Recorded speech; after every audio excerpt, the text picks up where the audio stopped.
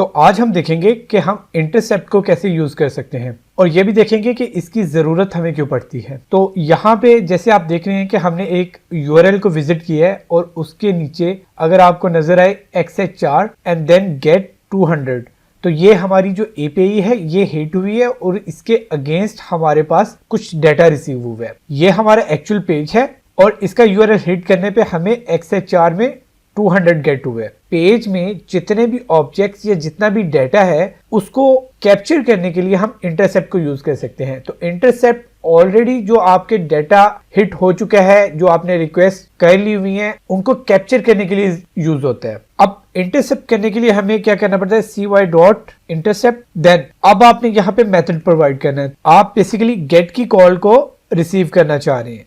यहाँ पे अगेन अब आपने यूआरएल प्रोवाइड करना है। यूआरएल में आप स्टार्ट करेंगे एस्टेरिक्स से। एस्टेरिक्स बेसिकली हमारे पास वाइल्ड कार्ड्स होते हैं कि हमारे पास ये कंसर्न नहीं है कि उसका बेस यूआरएल क्या होगा। अगर यहाँ पे एंड पॉइंट देखें तो हमारे पास ये एंड पॉइंट है। तो हम क्या करेंगे /automation practice। तो अब हम क्या कर रहे हैं, सिर्फ एंड पॉइंट को लेते हैं कि ऑटोमेशन प्रैक्टिस अगर आपको मिलता है तो उस एपीआई का जो रिस्पॉन्स है अपने पास होल्ड कर लो। .s एलिस बना लेते हैं इसका। यहाँ पे हम यूज करेंगे यूजर इन्फो। चूंकि हमारी एपीआई हिट हो चुकी है और हमने उसका इंटरसेप्ट भी कर लिया हुआ है, तो आप क्या करेंगे, cy.wait करवाएंगे उस एपीआई के गेट होने का। यहाँ पे एलियस को यूज करेंगे एट यूजर इन्फो। आगे अब हमारे पास इस यूजर इन्फो में ऑटोमेशन प्रैक्टिस के सारे जो ऑब्जेक्ट्स हैं वो इसमें आ जाएंगे। तो देन उसको पास करने के लिए हम .then का फंक्शन यूज कर लेंगे। यहाँ पे रिस्पॉन्स आएगा और यहाँ पे रिस्पॉन्स को हम लॉग करवा लेते हैं, cy.log। देन इसमें रिस्पॉन्स आ जाएगा। इस तरह हम किसी भी एपीआई को इंटरसेप्ट कर सकते हैं। लेट्स से कि हमारी जो कॉल है वो पोस्ट की होती है तो हम पोस्ट कर देते हैं यहाँ पे। अगर कोई और कॉल है तो उसी तरह हमने मेथड डिसाइड करना है। इसको सेव करके देख लेते हैं। हमने यहाँ पे विजिट किया, उसके बाद जो हमारा इंटरसेप्टर है उसने उस कॉल को अपने पास गेट करवा लिया, राइट।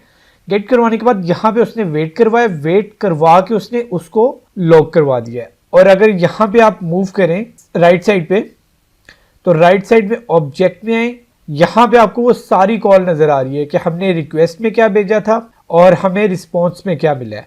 रिस्पॉन्स में अगर देखेंगे तो हमारे पास ये सारी जो बॉडी है, हेडर है, ये सारी ऑप्शंस हमारे पास आ गई हैं। तो इस तरह हम किसी भी एपीआई का जो रिस्पॉन्स है वो अपने पास स्टोर करवा सकते हैं। अगर आप एंड टू एंड सिनेरियोज की बात करें तो उसमें आपको फ्रंट एंड और बैक एंड को कंपेयर करना पड़ता है। अगर आप बैक एंड को कंपेयर नहीं करेंगे तो आपके केसेस इनकम्प्लीट रहेंगे। तो इसके दो तरीके हैं, या तो हम डेटाबेस से एक्सेस करवा के और इनको कंपेयर करवा लें फ्रंट एंड को बैक एंड से, या फिर एपीआई का डाटा लेके उसको हम फ्रंट एंड से कंपेयर करवा लें। तो पर्सनली मैं इंटरसेप्ट वाला मेथड यूज करता हूं क्योंकि डेटाबेस के साथ कनेक्शन क्रिएट करने में वो थोड़ा सा वीपीएन्स भी इन्वॉल्व होते हैं, तो वो एक हेक्टिक टास्क है।